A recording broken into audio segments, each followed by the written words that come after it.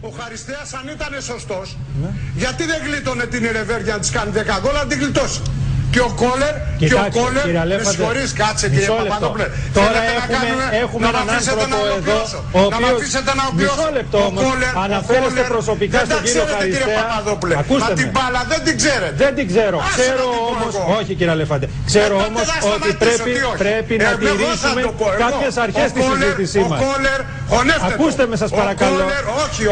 Μα δεν μπορείτε να μιλάτε για τον κύριο Χαριστέα. Εγώ θα τα πω. Ο Κόλερ ναι, αλλά δεν μπορεί να λέτε ό,τι θέλετε. Δεν μπορεί τώρα να παίξει μπάλα.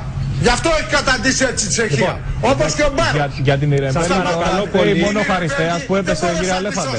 Το δίδυμο Κόλερ ο Χαριστέας φταίει μόνο. Θα σώσουνε την Ελλάδα, κύριε Παπαδόπουλο.